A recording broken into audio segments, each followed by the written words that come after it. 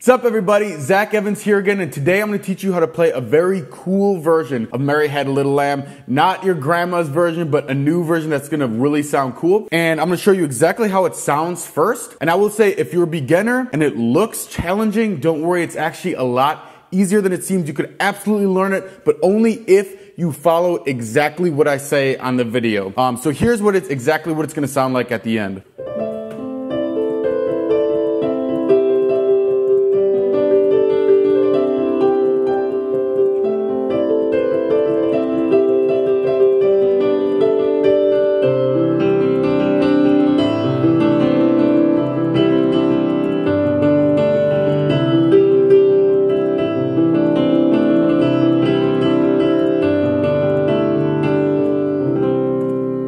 There you go, that's exactly what it's gonna sound like. And I'm gonna teach you not only the exact notes to play, but more importantly, I'm gonna teach you a couple concepts while you're learning the notes. It's not just a typical YouTube tutorial where you're memorizing a random series of notes, but you're actually learning something that you can apply to other songs in the future. All right, I'm all ready to go. Let's get started.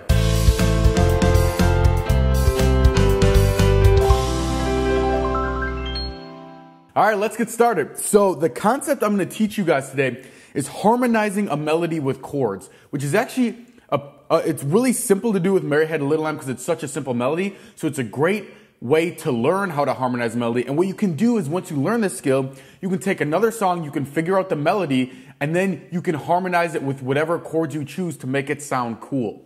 So for Mary Had a Little Lamb, let's start off by just learning the melody. If you don't know the melody, it's very simple. You only use these three notes, and then you also use a G in one part. So it goes like this.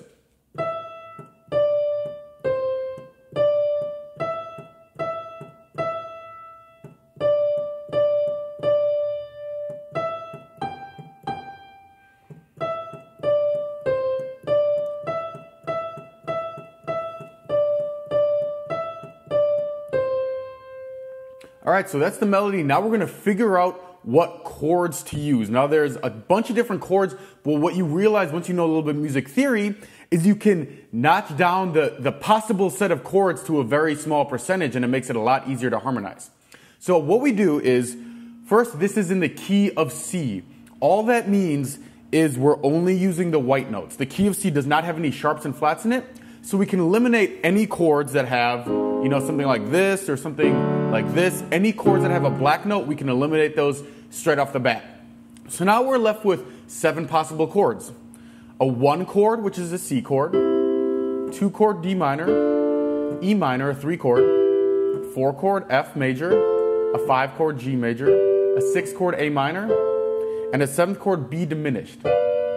And on top of that, we can pretty much eliminate the B diminished chord because it's really not used much other than jazz and classical. So if you're just playing more like the pop style, you don't really use the B diminished chord hardly at all. And even if you do, you can usually substitute a G chord in. But don't worry about that. So there's really only 6 possible chords, C through A minor. And by the way, if you sign up for the free Become a Piano Superhuman course, I have cheat sheets for all this stuff. So no matter what key you're in, no matter what chord you're playing, you can quickly and easily find it. If you want to sign up for that, link is right down below. All right, so here's how you harmonize a melody. It's very simple. You take what I call the key notes in the melody, and you find a chord that has similar notes, and then you just use your ear. So let's take the example Mary Had a Little Lamb. Let's just take the beginning 4 notes. So it's these 4 notes. Now the key notes are typically the notes played on the strong beats. So for example, the 1 and 3 are the strongest beats, 2 and 4 are the next strongest beats, and then the ands in between. So if I'm counting 1 and 2 and 3 and 4 and, the strong notes are 1 and 2 and 3 and 4 and then the next strong notes are 1 and 2 and 3 and 4 and then the weakest parts are the ands in between, obviously. So in this case, 1 and 2 and the strongest notes are the E and the C. You'll notice the D is kind of just in between the strong notes. So when we harmonize, we have an E and a C. We want to look for a chord that has an E and a C in it. Now, if you use your cheat sheet or if you just know your chords really well, in the key of C major, really the only chords that have an E and a C, or a C major chord, and an A minor chord. Right? If we play a D minor chord, it doesn't have an E and a C in it, so it's going to sound weird if I play. That sounds kind of weird. You know, if I play a E minor chord, it sounds a little better because it has that E, but it doesn't have that C. It's going to sound kind of weird. Okay, so now we have a C or an A minor. How do we choose? We just try them. So let's try a C major chord. That sounds good. How about an A minor chord? Ooh, that sounds kind of cool. Now, I will tell you straight up that real chords for Mary Had a Little Lamb is a C major. But personally, I like the A minor chord. It kind of gives it kind of like a dark feeling to it. And this is the strength of harmonizing your own songs. I can say, okay, if I just look up the chords, C major chord is correct. But I want something that sounds cooler. I want to make the song sound different. So we're going to use the A minor chord and harmonize with that instead of the C major. Okay, so next step is we have our A minor chord. And now the next part of the song, 3 E's in a row. Okay, how do we harmonize it? Well, E is our only note, so obviously that's the key note. So we need to find a chord that has an E in it. We could play an E minor chord. So it could be... that sounds interesting. I don't really like it though. Let's try... now the other chord that has an E in it is an A minor chord. But we just played that. I'm not going to repeat the same chord again, so I'm going to switch it up. So the only other chord that has an E in it is a C major chord. So let's try that. Oh, that sounds cool, right? By the way, later I am going to teach you how to do the actual, that part of it, the left-hand pattern. But first, I want to actually just teach you the chords and get the chord structure down. That's the kind of step-by-step process you're going to want to use. All right, so what's the next note? So we have... Then we have 3 D's in a row. Okay, so if we look at our chord sheet, or if you just know your chords well, in the key of C major, a D. What chords have a D? Obviously a D minor. So let's try that. Sounds all right, but let's try some other ones.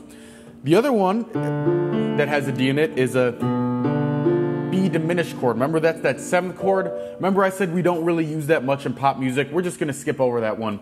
What's another chord that has a D minor? A G major chord, or not a D minor, a D in the chord is a G major chord. So let's try that one. So a G major, so... Ooh, I like that. To me, that sounds very rich. And now let's try back and forth, the D minor versus the G. We'll see what we like better. So here's the D minor. And here's the G. To me, the G sounds way better. It just sounds so much more rich than the D minor chord. So we're going to go with the G. So now we got next notes. All right, so we have an E and a G. So if we look at an E and G, our two options are either a C chord, because a C chord has an E and a G, or an E minor chord. So let's see what it sounds like. So let's try both of them. So we got...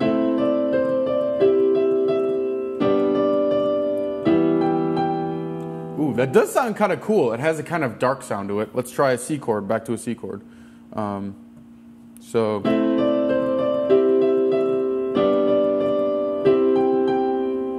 I really like that too. Honestly, in this case, you could use either one of them. I'm going to go back to the C chord though. I think it gives it a nice lift to the song. So now we have our 4 chords that we just repeat. So here's what it sounds like.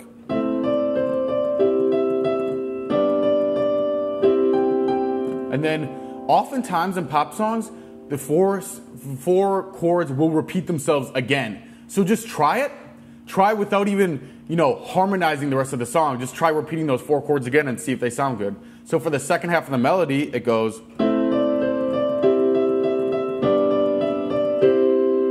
perfect. I just did the same 4 chords over again. I played the second half of the melody, and it sounded great. So that's what we got. We got A minor, C, G, C. Those are our 4 chords we're going to use. Now that's the first step, right? And what I want you to do now is I want you to practice using those chords while you're playing the melody. And if you can, you're going to want to add the top note with your thumb. So instead of playing an A minor chord like this, you're going to add, see this A right here? We're going to go 1 octave up and add this A right here. Because when we add our left hand pattern, we're going to want our fingers spread out. We don't want to play it like this because we're going to be doing that. All right, so now I want you to practice. Start off just the A chord like this. Practice that 4 times. Pause the video and go.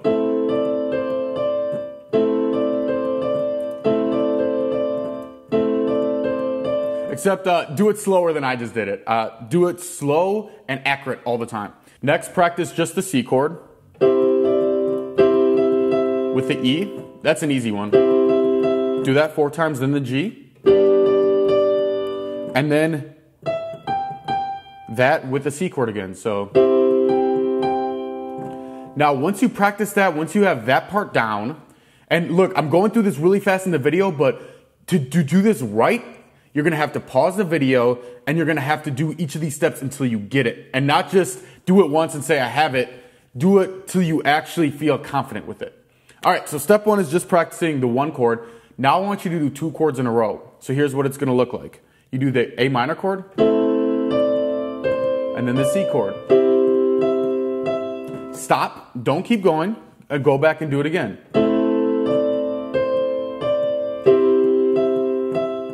Do it 2 more times. Do that for a total of 4 times, right? And then next step, you're going to start on the C chord. So it's going to be like this.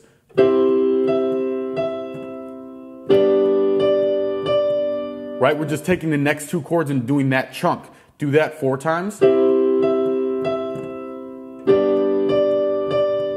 And then we take the last chunk. So we go the G back to the C. So it's going to be.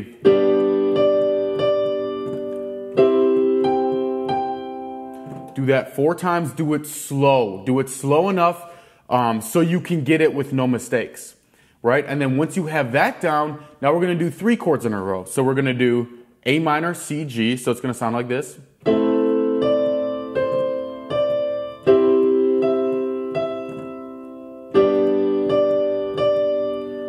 Just up to that, we're going to do that 4 times. And then we're going to do the last 3 chords in a row. So it's going to be C, G, C. So it's going to be.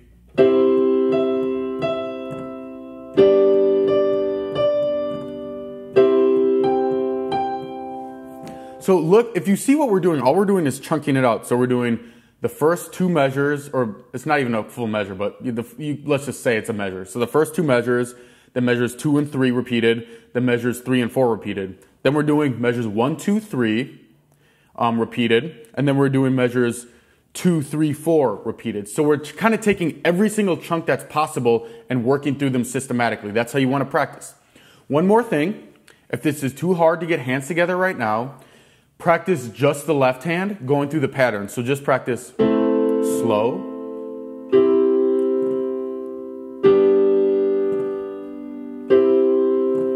And just do that over and over and over until your left hand is more automated. And then when you get hands together, it'll be a little bit easier to go.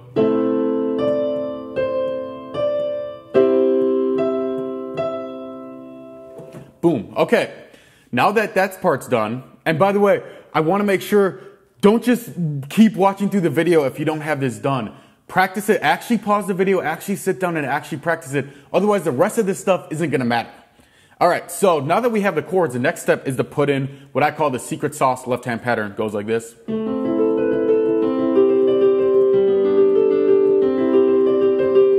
Now, I would go through this big, long thing of how to do that, but I already made a full video on it. So I'm going to put a link to it, or you can just type in Zach Evans best left-hand pattern for piano, and it'll pop up on YouTube. If you haven't watched that video already, watch the video. It's going to show you a very fast way of learning that pattern. And I actually, in the video, I'm like, yeah, you could learn this in like a week if you really put your mind to it if you're a beginner.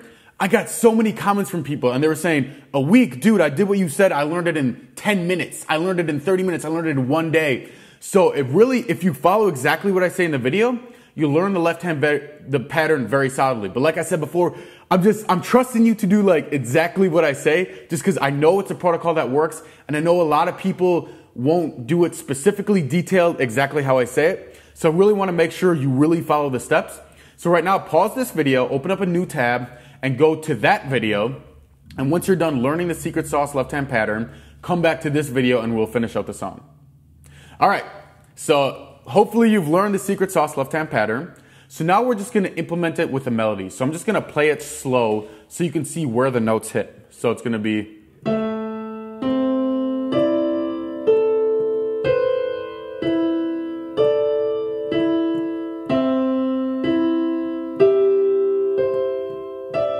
So you can see it's just simply 2 notes for the left hand for every 1 note in the right hand.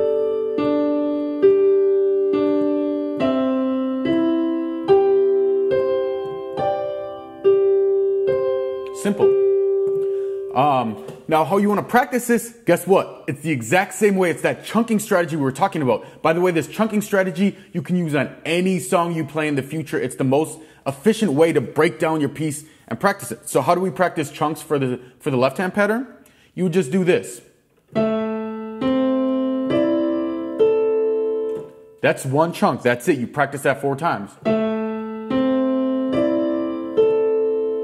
Next, you practice the second half of that chunk, which is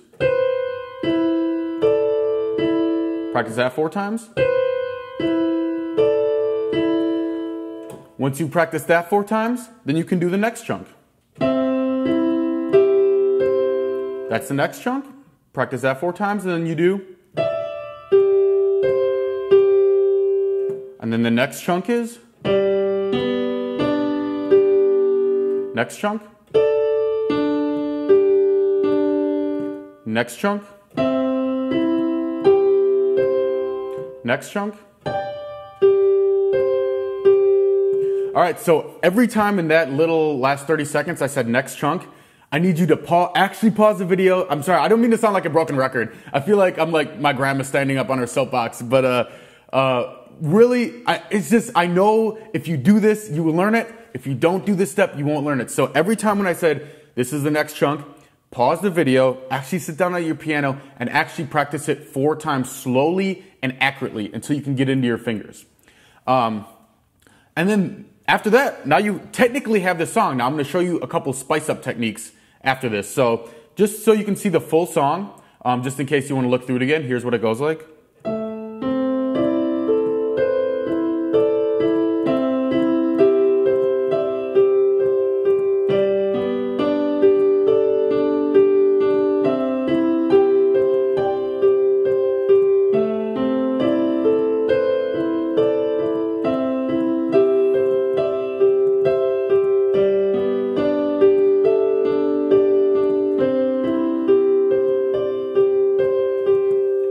That's it. Okay, couple things. First thing, you'll notice there's a couple things that sound kind of clashy, especially this part.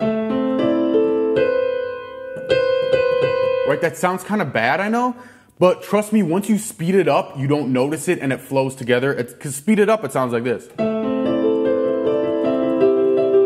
Right, you don't even notice, you don't notice that, and it still sounds good. So don't worry if it sounds bad, parts of it's slow, because once you get faster, it'll sound really good.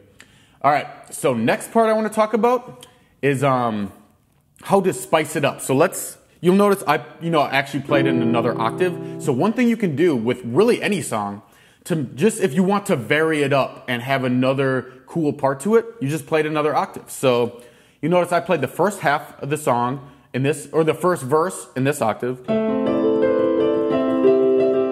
Now all you have to do is shift everything down, so you're still playing an A minor chord, you're still playing the C, D, or E, D, C, D, E, E, E.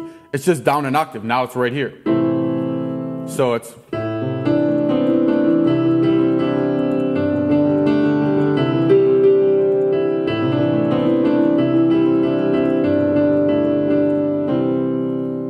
Simple. All right, so one more thing you can add to spice up your song is rolling up to notes. So basically, anytime you have a note towards the top of the melody, you can just roll up to it. So for example, instead of playing, you could do, all it is C, D, and E, really fast.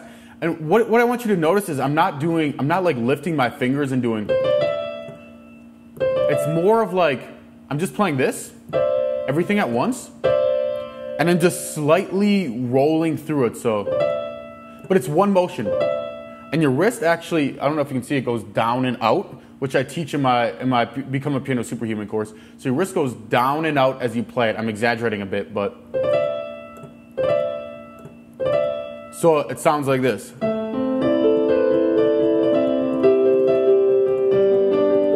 So that's one thing you can do to just, don't do it on every high note, just do it on a couple ones that make it sound cool. And let's see, what else can you do? You can, like the octave thing, you can take it any octave. You could take it up to this octave too, it sounds cool. Now my E key is sticking, so it's gonna sound kind of weird, but you could do